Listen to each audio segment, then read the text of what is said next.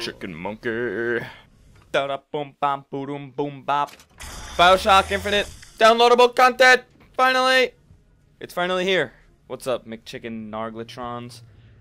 McChicken Monkey here, and here's this is just a little gameplay of the downloadable content. And so pretty much you start off and you're just in this like museum area, and you pick up a pistol, you pick up your shield, it's completely separate from the storyline, which I was kind of disappointed at that, to be honest. I kind of wanted more story for BioShock, as I think everyone did, but this DLC is more focusing on combat, and it does kind of feel like it's just like a little bit of a placeholder for the next DLC, which is called Buried at Sea, which is a two-part story-led downloadable content. Thank goodness. And it's set in Rapture for the city's fall, and that's coming later this year. But that's the next DLC. This is this DLC. Collection of Clouds. It's a little. It's just like it's kind of like a firefight type thing, and like I said, it focuses on combat. And then the real challenge, though, is these blue ribbon challenges that it gives you, and it'll be like things like having to finish off all your enemies with possessed patriots, or killing them only with a shotgun, or only with a certain type of weapon, or only skyline strikes, and things like that. Some of them are incredibly difficult to do it, especially when you're fighting heavy hitters like firemen, the zealots, the guys with the coffins on their back, and the patriots and handymen and all of them. Some of them get pretty hard, but you do have Elizabeth tossing you health and salts and all that snazzy stuff for you to, just help you out, So she's helpful. She's there, but she's not. It feels weird because she's not. That regular banter between Booker and Elizabeth just isn't going on. It seems like something's kind of missing. Between each round, you go back to a little hub, and I think it's called the Columbia Historical Society, and you get teleported back here, and you choose from all the weapons in the game, and you can upgrade the weapons. You can upgrade your vigors, and you start off with 4 vigors, and you can buy the rest and upgrade as you so desire. And after you complete each round, you get rewarded with an infusion or a piece of gear, and you'll get one after each of the 15 rounds for each of the 4 maps, so that's a total of 60 infusions/gear. So that's how you get your upgrades for your character and stuff. But it does not, you don't get more if you like play the same map over again, so you can't get after each round, it just won't dispense from the machine if you already beat that round. So for your first time playing each different stage, I would recommend just pressing continue after you die instead of restarting from round 1. Even though you sacrifice your stats, like you'll be able to get your shield and health and salts bars all the way up. That way, when you can go back and just hopefully it'll be easier to beat it then. What else? Money. Yeah, you get money from doing combos like kind of like Bulletstorm. If you ever played or heard about. It's kind of like that. It gives you style points for, using environment things from the tear, and, pulling in tears with Elizabeth, and, say if you use, like, charge in combination with, like, a piece of gear that lights enemies on fire, you'll get a combination for, like, you'll get extra bonus points for that. And then looting corpses will also give you, extra money and all that jazz. Oh, and the blue ribbon challenges, if you actually manage to complete those, they give you like a whole huge big bonus of money for that. And aside from the upgrades, vigors, and all that, you can use the money to buy props and stuff in this pretty nice museum they have going on. You can buy different statues of like Elizabeth, Booker, and Comstock, all of them, and there's also paintings on the walls and old-fashioned covers of like pop songs heard throughout. They're in the story too. You can hear them. And after you beat all 4 stages, if you survive all the waves, You don't need to complete all the blue ribbons or anything, but there is an Easter egg at the end, and it's a surprise because I don't know what it is either.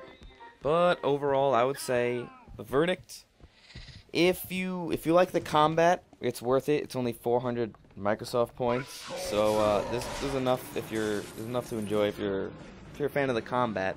If you're not, I mean, the game was like a very thought-provoking, complex game. But if you didn't like the combat at all, you felt like that was interrupting your exploration of the environment and all that, with the story stripped away in this DLC, it might not be strong enough to, you know, hold its own. But if you love the combat, I think it's worth a shot. It's pretty fun. It'd be awesome if they added multiplayer to it, but that's never gonna happen. So I was also kind of disappointed that there was no new vigors, no new enemies, and no new weapons in the DLC.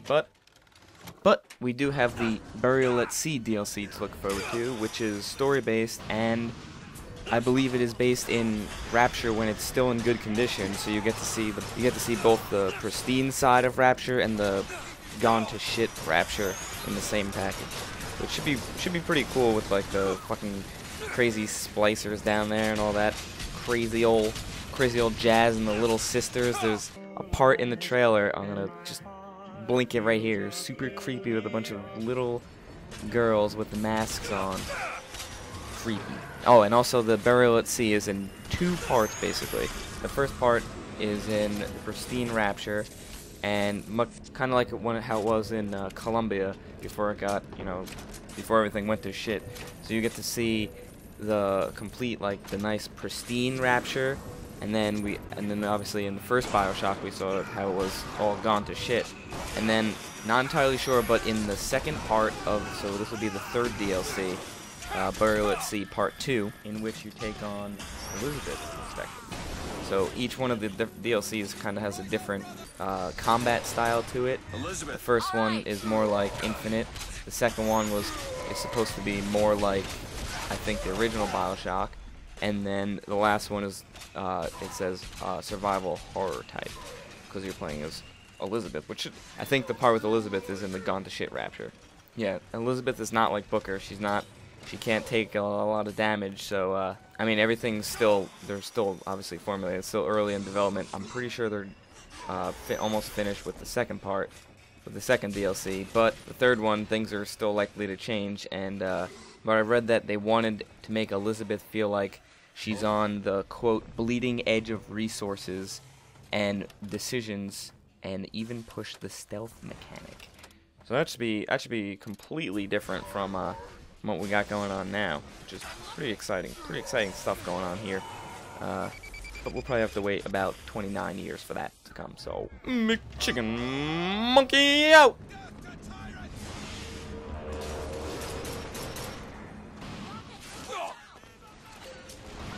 Hello? Is anyone still here?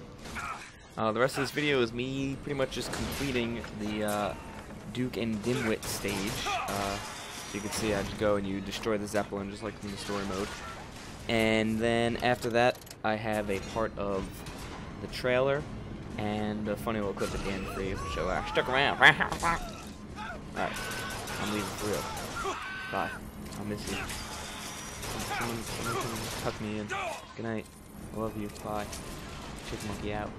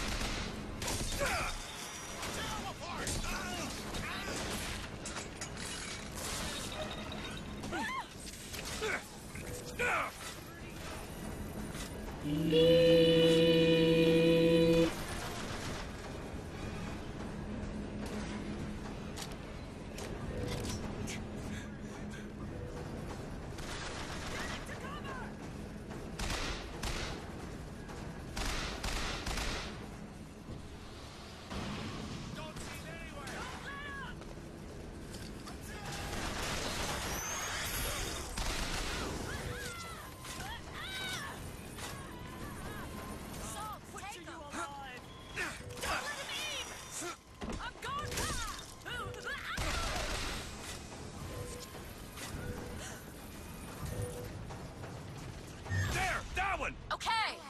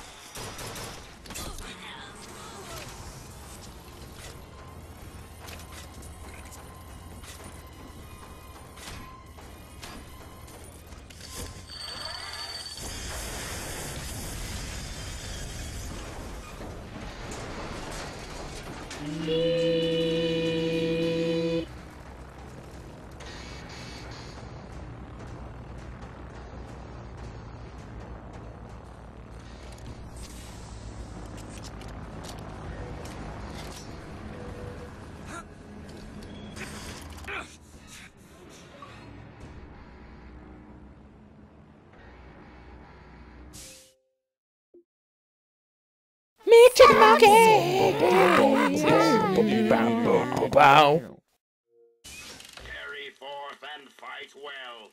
Make a meal of thy enemies as they would of you.